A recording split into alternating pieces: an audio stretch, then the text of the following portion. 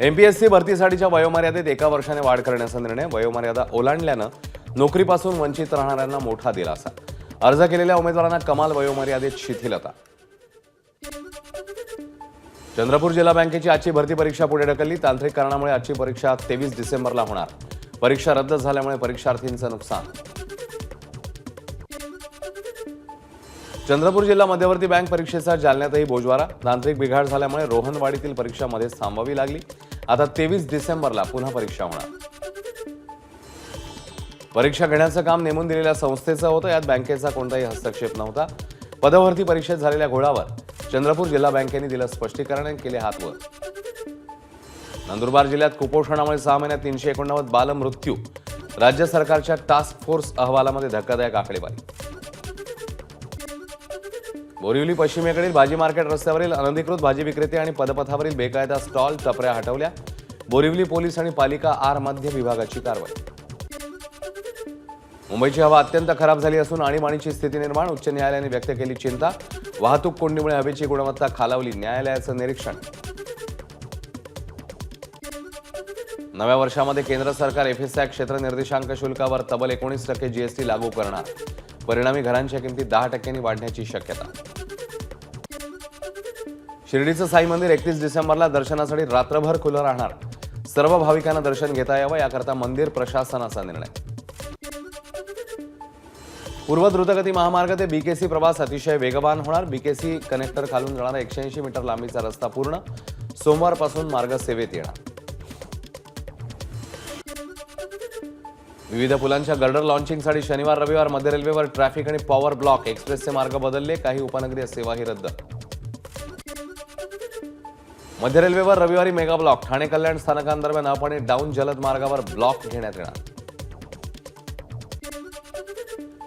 पश्चिम रेल्वे मार्गावर वसई रोड ते भाईंदर स्थानकादरम्यान अप आणि डाऊन धीम्या मार्गावर रात्रकालीन ब्लॉक. आज रात्री 12:30 ते पहाटे 4 वाजेपर्यंत ब्लॉक असणार. ट्रान्स हार्बर मार्गावर ठाणे वाशी नेरुळ स्थानकादरम्यान ब्लॉक कालावधीत पनवेल ते ठाणे आणि ठाणे ते वाशी नेरुळ पनवेल मार्गावरील लोकल सेवा रद्द करण्यात येणार. रेल्वेच्या यूटीएस ॲपवरनं अनारक्षित तिकीट काढल्यावर मिळणार 3% बोनस. यापूर्वी आर वॉलेटच्या रिचार्जवर 3% बोनस जमा होत होता. भिवंडी शहरातील सोमानगर परिसरात मुलं चोरणारी टोळी समजून चौघांना मारहाण. पोलिसांनी वेळीच घटनास्थळी धाव घेत चौघांनाही घेतलं ताब्यात. Video viral. नीलकमल बोट अपघात प्रकरणातील मृतांच्या संख्येमध्ये वाढ. 7 वर्षाच्या बेपत्ता मुलाचा मृतदेह सापडला. जोहान अहमद असं मृत मुलाचं नाव. मुंबई सागरी मंडळाने नीलकमल बोटीचा प्रवासी परवाना, नोंदणी प्रमाणपत्र आणि सर्व्हे प्रमाणपत्र केलं निलंबित. नीलकमल बोटीला झालेल्या अपघाताच्या चौकशी अंतर्गत बोटीतून क्षमतेपेक्षा अधिक प्रवासी प्रवास करत असल्याचं झालं स्पष्ट. कल्याणमध्ये शुक्ला नावाच्या माणसाने मराठी माणसाला मारहाण केली. आता एक आहे तो सेफ आहे कुठे आहे. ठाकरे पक्षाचे केदार दिघेंचा एक्स पोस्टच्या माध्यमातून सत्ताधाऱ्यांना सवाल.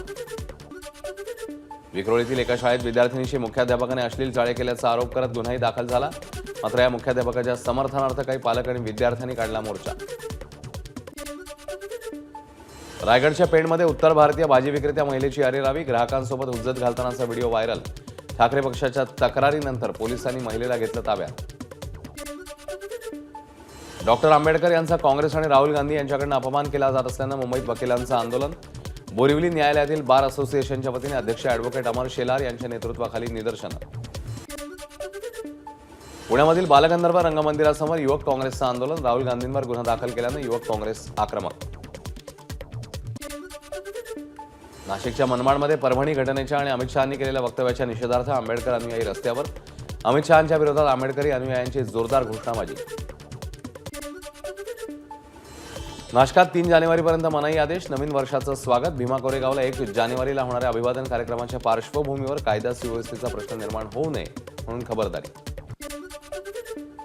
परभणी घटनेच्या निषेधार्थ जालन्यामध्ये आंबेडकरी संघटना आणि वडार समाजाच्या वतीने मोर्चा. सूर्यवंशींच्या मृत्यूप्रकरणी आरोपींवर हत्येचा गुन्हा दाखल करण्याची मागणी. परभणी घटनेच्या निषेधार्थ आंबेडकरी अनुयायांच्या वतीने लासलगाव बंदची हाक. बाबासाहेब आंबेडकरांच्या पुतळ्यापासून पोलीस ठाण्यापर्यंत मूक मोर्चा काढत निषेध. नांदेडमध्ये आलिशान गाडीतनं होत असलेला गोवंश तस्करीचा प्रकार बिलोली पोलिसांकडून उघड.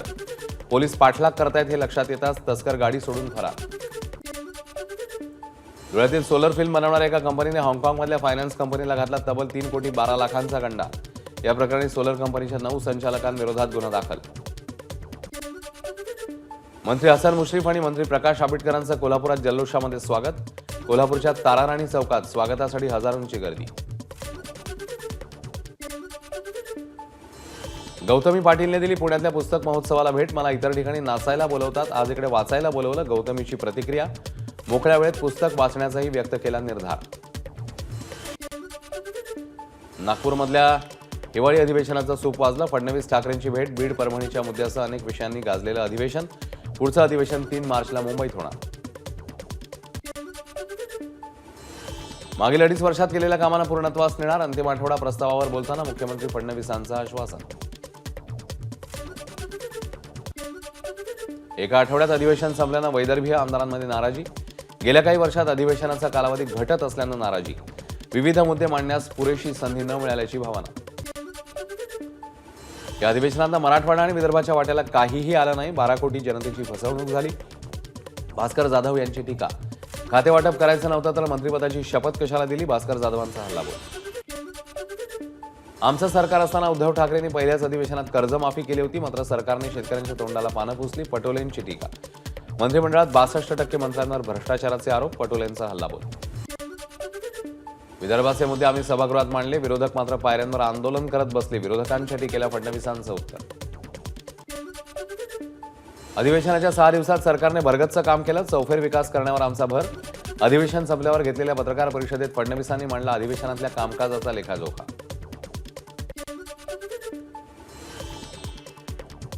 हिवाळी अधिवेशनात विरोधी पक्ष गारठलेला, कारण जनतेच्या प्रेमाची ऊब आम्हाला. उपमुख्यमंत्री एकनाथ शिंदेंचा विरोधकांना खोचक टोला. ईव्हीएम मध्ये अजिबात घोटाळा नाही.